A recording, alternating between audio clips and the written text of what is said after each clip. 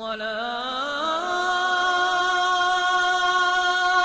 خير من النوم۔ 8ویں پارے کا آغاز ہے۔ 7ویں پارے کے اختتام پر ہم نے جو آیتیں سماعت کی اس میں اس بات کا بیان تھا کہ مشرکین مکہ مختلف قسم کے مطالبات کرتے ہیں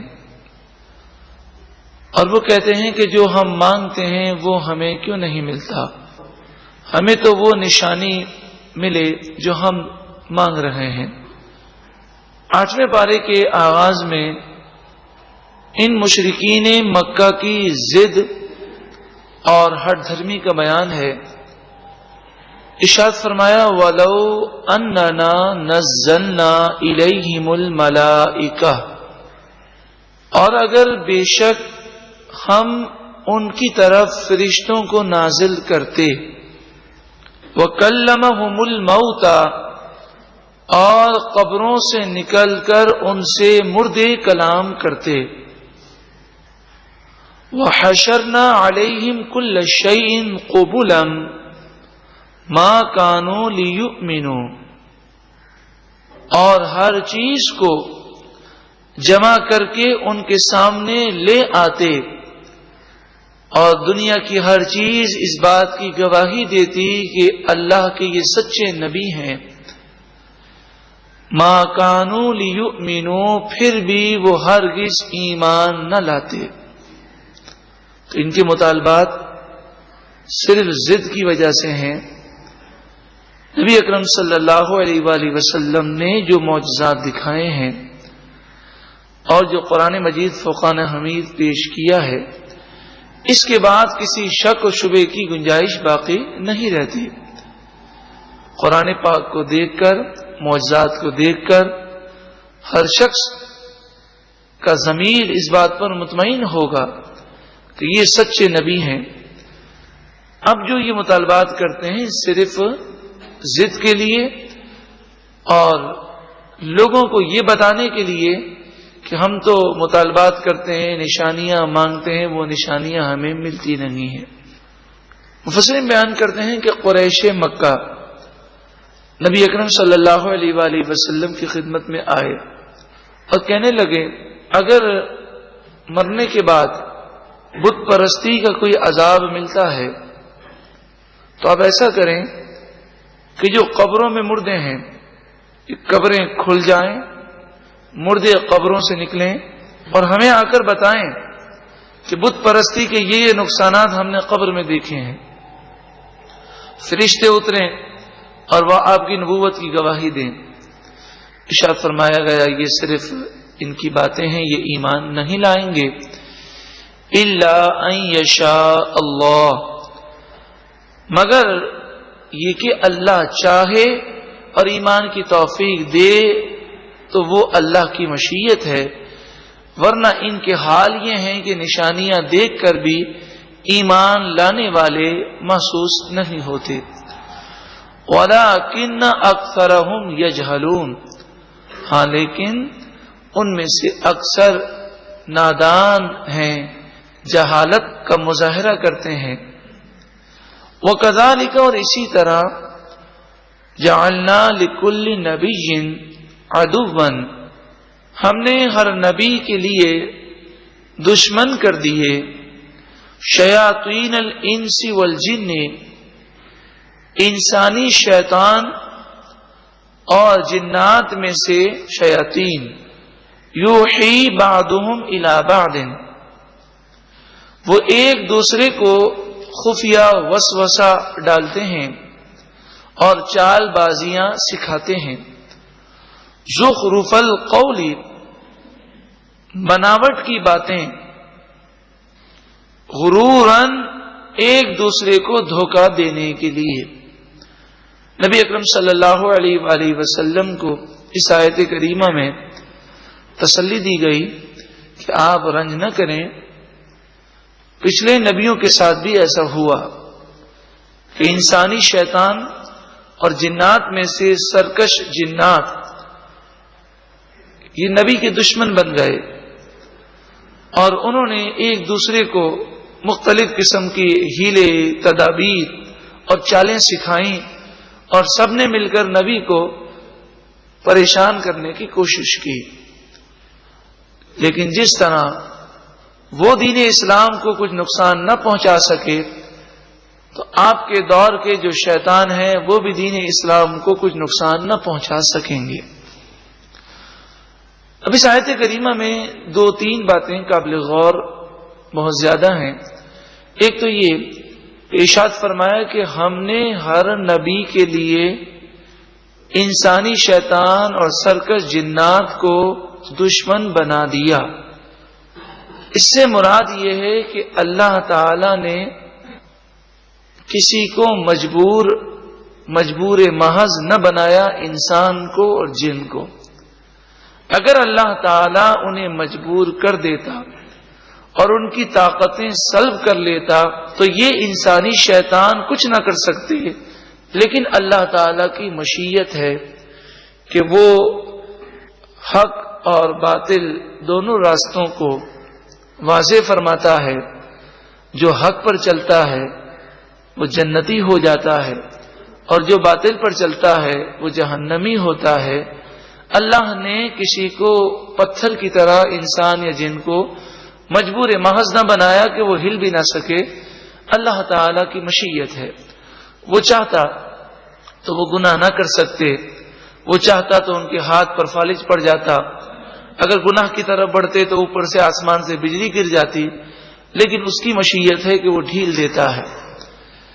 دوسری بات یہ ہے کہ یہ ایک دوسرے کو وسوسہ ڈالتے ہیں. تو اس سے مراد یہ ہے کہ انسانی شیطان جتنے بھی کافر ہیں، مشرکین ہیں، منافقین ہیں، سب انسانی شیطان ہیں. اسی طرح وہ انسان جو خود بھی گناہوں میں مبتلا ہو اور دوسروں کو بھی گناہوں کی طرف لگائے وہ بھی انسانی شیطان ہے. یہ جو وسوسے ہوتے ہیں جو گناہ کی طرف ابھارنے والے ہیں اس آیت میں وہ بھی مراد ہے. اور غرورن سے مراد یہ ہے کہ جب انسانی شیطان اور جنات میں سے جو شیطان ہیں یہ ایک دوسروں کو وسوسے دیتے ہیں تو حقیقت میں یہ دھوکے ہوتے ہیں. آپ صرف اتنی مثال سمجھ لیں کہ آج ہم میں سے جو بھی گناہ کرتا ہے حقیقت میں وہ دھوکے میں مبتلا ہے. اگر اس کی آنکھ کھلی بھی ہوتی تو وہ آخرت کو ترجیح دیتا اور گناہ نہ کرتا. تو وہ دھوکے میں مبتلا کرنے والے کئی انسان ہیں اور کئی شیاطین ہیں. وَلَوْ شَاءَ رَبُّكَ مَا فَعَلُوهُ، اگر آپ کا رب چاہتا تو وہ یہ نہ کر سکتے. اللہ انہیں مجبور کر دیتا، ان کی زبانوں پر تالے پڑ جاتے، ان کے ہاتھ پاؤں جام ہو جاتے، مگر اس کی مشیت ہے کہ اس نے مہلت عطا فرمائی. فَذَرْهُمْ، پس انہیں آپ چھوڑ دیجئے. وَمَا يَفْتَرُونَ، اور جو وہ بہتان باندھتے ہیں ان بہتان کو بھی چھوڑ دیجئے. وَلِتَصْغَىٰ إِلَيْهِ أَفْئِدَةُ الَّذِينَ لَا يُؤْمِنُونَ بِالْآخِرَةِ، انسانی شیاطین اور سرکش جنات کو یہ جو اختیار دیا گیا یہ اس لیے دیا گیا تاکہ جو لوگ آخرت پر یقین نہیں رکھتے ان کے دل ان وسوسوں کی طرف جھک جائیں. وَلِيَرْضَوْهُ، اور تاکہ وہ ان وسوسوں سے خوش ہوں. وَلِيَقْتَرِفُوا، اور تاکہ وہ گناہ کریں. مَا هُمْ مُقْتَرِفُونَ، وہ گناہ جو انہیں کرنے ہیں. مراد یہ ہے کہ جس کا یقین آخرت پر نہیں ہوتا اور جس کے ذہن میں تصور آخرت اور اللہ کا خوف نہیں وہ شیطانی باتوں کی طرف جھکتا ہے. اور جس کے دل میں یہ تصور ہے کہ مر کر اللہ کے سامنے حاضر ہونا ہے اور یہ تصور غالب آ چکا وہ شیطانی وار سے بالکل بچ جاتا ہے. اللہ تعالی ہمیں شیطان کے واروں سے محفوظ فرمائے. افغیر اللہ ابتغی حکما، کیا اللہ کے علاوہ کوئی اور فیصلہ کرنے والا میں تلاش کروں، حالانکہ وہی سب سے بہترین فیصلہ کرنے والا ہے. وَهُوَ الَّذِي أَنزَلَ إِلَيْكُمُ الْكِتَابَ مُفَصَّلًا، حالانکہ وہ اللہ وہ ذات ہے جس نے تمہاری طرف کتاب کو مفصل نازل فرمایا، وہ کتاب جس میں ہر چیز کی تفصیل موجود ہے۔ وَالَّذِينَ آتَيْنَاهُمُ الْكِتَابَ، اور وہ لوگ جنہیں ہم نے کتاب عطا فرمائی، یعلمون، وہ خوب جانتے ہیں، انہ منزل من ربک بالحق، بے شک یہ کتاب تمہارے رب کی طرف سے حق کے ساتھ نازل شدہ ہے۔ یعنی اہل کتاب میں سے جو توریت اور انجیل کے صحیح عالم ہیں وہ اس بات کو تسلیم کرتے ہیں کہ قرآن سچی کتاب ہے اور اسلام جو حضور نے پیش کیا وہ سچا دین ہے۔ اگر ان میں سے کوئی ایمان نہیں لاتا تو وہ ضد ہے، تعصب ہے۔ فلا تکونن من الممترین، پس اے سننے والے تو ہرگز شک میں مبتلا نہ ہونا۔ وتمت کلمۃ ربک صدقا وعدلا، تیرے رب کے کلمات سچائی اور انصاف کے اعتبار سے پورے ہیں، یعنی اللہ کا ہر حکم انصاف پر مبنی ہے، اللہ تعالی کی طرف سے ہر خبر وہ سچی خبر ہے۔ مفسرین نے فرمایا وعدلاً کہ یہ بھی معنی ہے کہ اللہ تعالی نے جو احکامات ہمیں عطا فرمائے ان کی حکمت ہم سمجھ سکیں یا نہ سمجھ سکیں، اس بات پر یقین رکھنا چاہیے کہ تمام احکامات ہمارے بھلے ہی کے لیے ہیں۔ لا مبدل لکلماتی، اس کے کلمات کو کوئی بدل نہیں سکتا، یعنی قرآن پاک تا قیامت قائم و دائم رہنے والی کتاب ہے، کوئی اس میں لفظی تحریف نہیں کر سکے گا۔ وَهُوَ السَّمِيعُ الْعَلِيمُ، اور وہی سننے والا علم والا ہے۔ عام طور پر لوگ اکثریت کی بات کرتے ہیں، اور اکثریت کا جہاں تک تعلق ہے تو کافروں کی اکثریت ہمارے نزدیک کوئی حیثیت نہیں رکھتی۔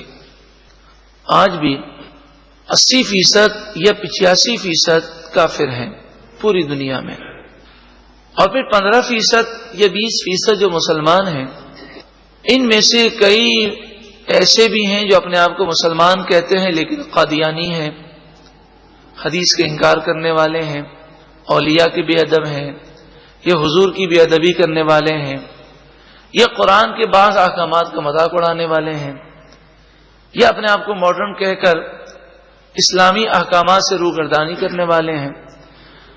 صرف یوں سمجھ لیجیے کہ جو مسلمان اپنے آپ کو کہتے ہیں ان میں سے بھی اکثریت بے نمازیوں کی ہے۔ تو جہاں تک تعلق ہے شریعت کا، تو شریعت کے مسائل اور شریعت پر عمل کرنا یہ انتہائی ضروری ہے۔ اگر ہم یہ دیکھیں کہ سارے لوگ بے نمازی ہیں، چلو ہم بھی بے نمازی بن جاتے ہیں، تو وہ جہنم میں جائیں گے تو کیا ہمیں بھی جہنم میں جانا ہے؟ سارے ہی لوگ اگر فلمیں ڈرامے دیکھ رہے ہیں اور دیگر گناہ کر رہے ہیں تو ہم اکثریت کو نہ دیکھیں، ہم یہ دیکھیں کہ اللہ اور اس کے رسول کا کیا حکم ہے۔ وَإِن تُطِعْ أَكْثَرَ مَنْ فِي الْأَرْضِ يُضِلُّوكَ عَنْ سَبِيلِ اللَّهِ، اور اگر تم زمین پر موجود اکثر لوگوں کی پیروی کرو اور ان کی باتوں پر عمل کرو، یضلوک، تو وہ اکثر لوگ تمہیں گمراہ کر دیں گے، عن سبیل اللہ، اللہ کے راستے سے۔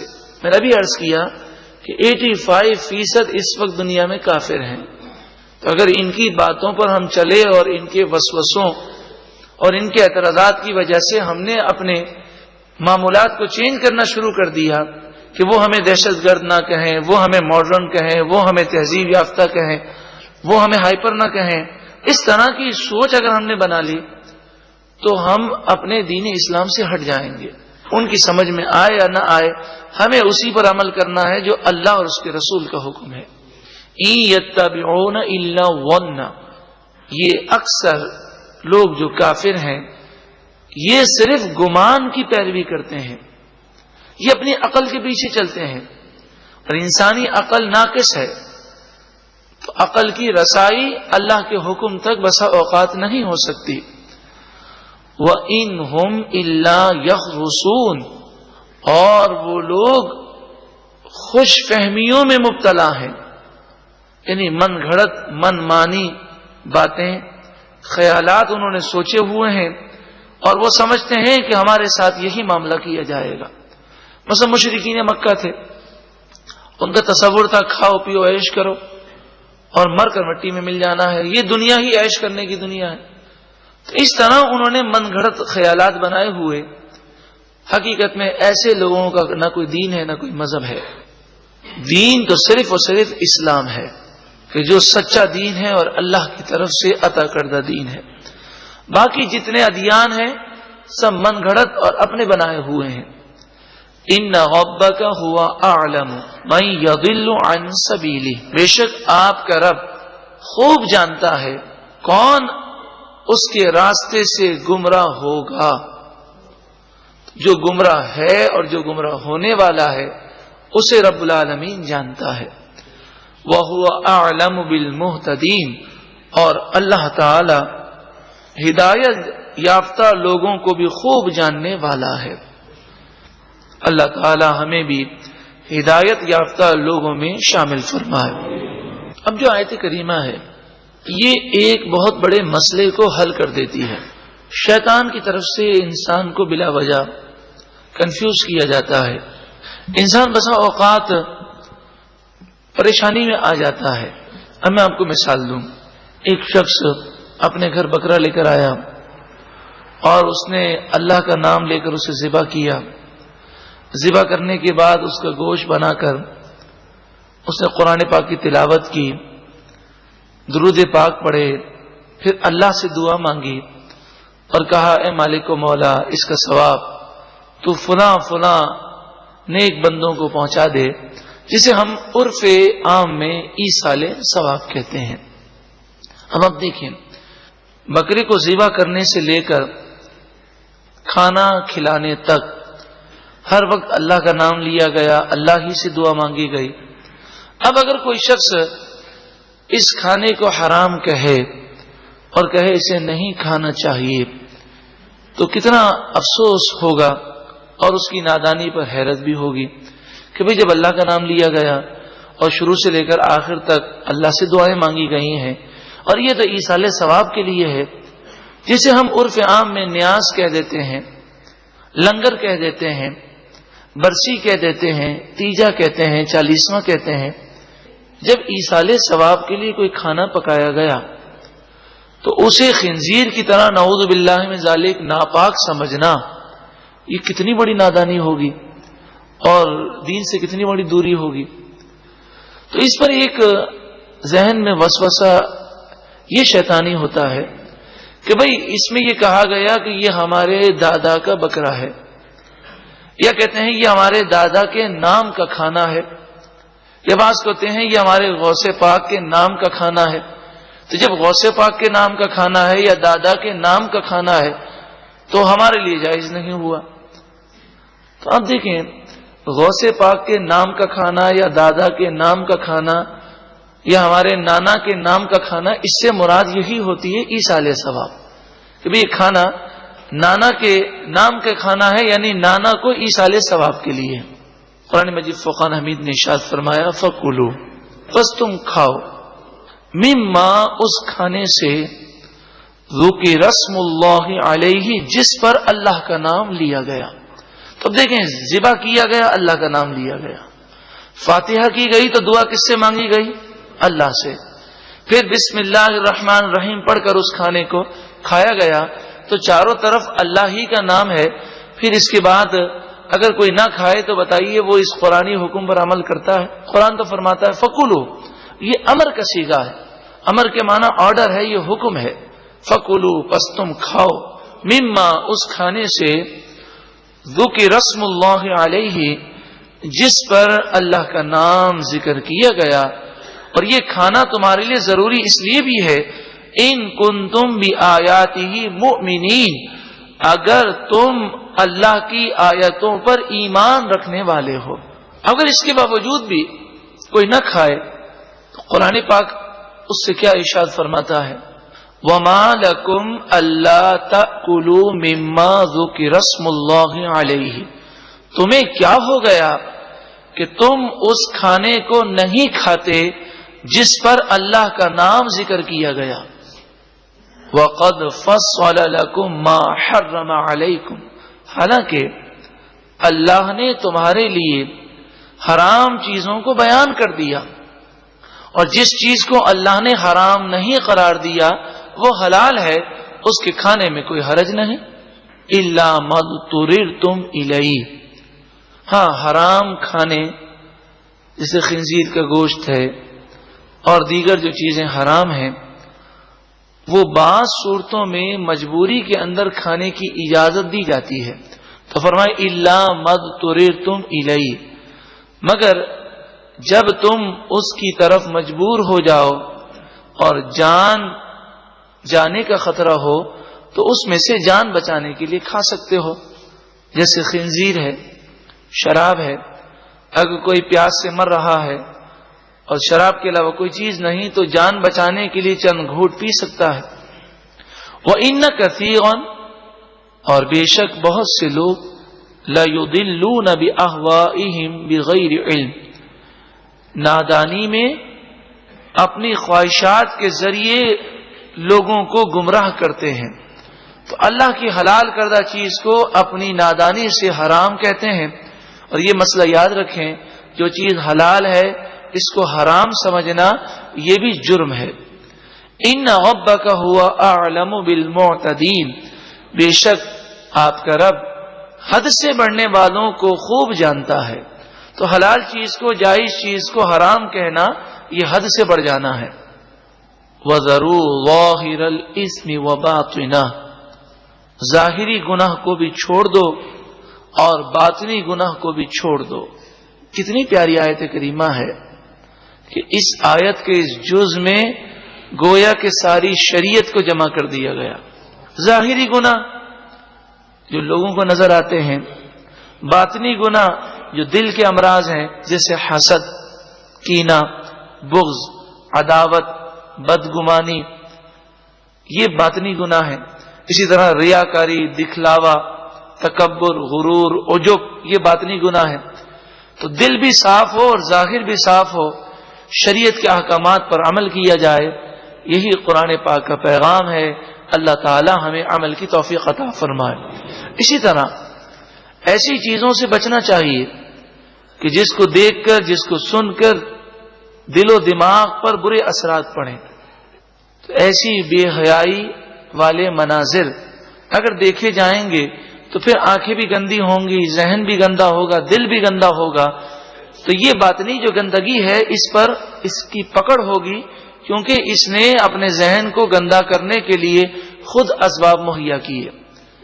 ان الذین یکسبون الاثم، بے شک وہ لوگ کہ جو گناہ کماتے ہیں، سیجزون بما کانوا یقترفون، ان قریب جو وہ گناہ کیا کرتے تھے ان کا بدلہ انہیں دیا جائے گا. ولا تأکلوا، اور نہ کھاؤ، مما لم یذکر اسم اللہ علیہ، جس جانور پر ذبح کے وقت اللہ کا نام نہ لیا گیا اسے نہ کھاؤ. وَإِنَّهُ لَفِسْقٌ، اور بے شک وہ ضرور نافرمانی ہے. ایسے جانور کو کھانا اللہ تعالی کی نافرمانی ہے. اس آیت کریمہ کا شان نزول اس طرح ہے کہ کفار مکہ نے کہا کہ ہم اللہ کو زیادہ ماننے والے ہیں، تم اللہ کو نہیں مانتے. مسلمانوں نے کہا کیوں؟ کہنے لگے دیکھو، جس کو تم مارتے ہو اور ذبح کرتے ہو اسے تم کھاتے ہو، اور جس کو اللہ مار دے اور وہ طبعی موت مر جائے تو اسے تم مردار کہتے ہو، اسے نہیں کھاتے. تو ہم تو اللہ کا مارا ہوا کھاتے ہیں اور تم اپنے ہاتھ سے ذبح کر کے اپنا مارا ہوا کھاتے ہو.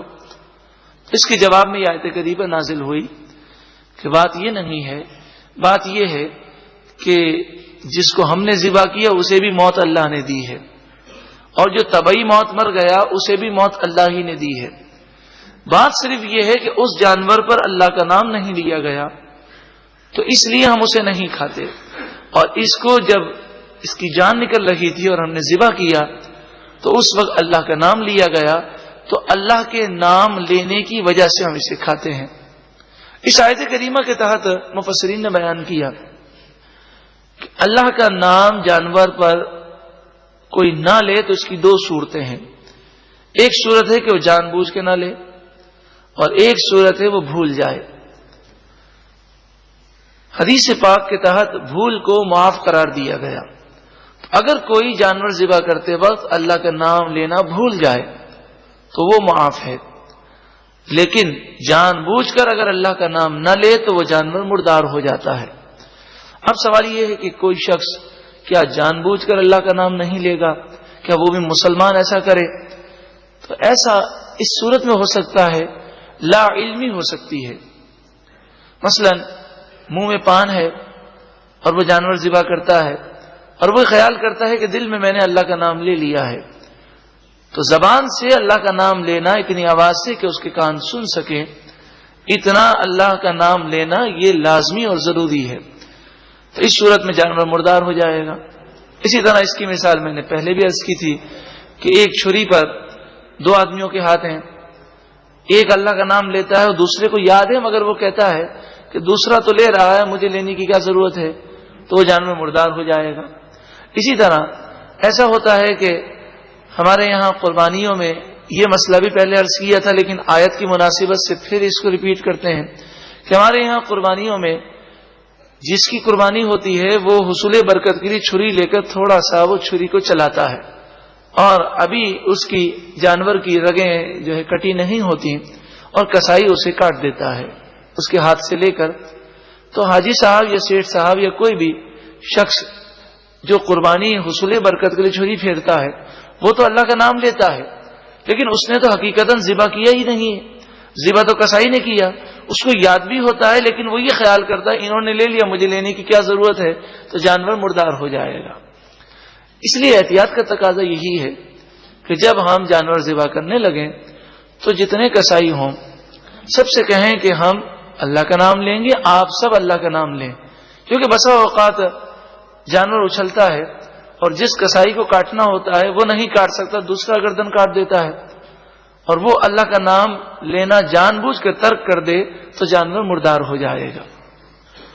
وَإِنَّ الشَّيَاطِينَ لَيُوحُونَ إِلَىٰ أَوْلِيَائِهِمْ لِيُجَادِلُوكُمْ، اور بے شک شیاطین اپنے دوستوں کو چالیں سکھاتے ہیں، اپنے دوستوں کو چال کرنا سکھاتے ہیں شیاطین، تاکہ یہ شیطانوں کے دوست تم سے جھگڑا کریں.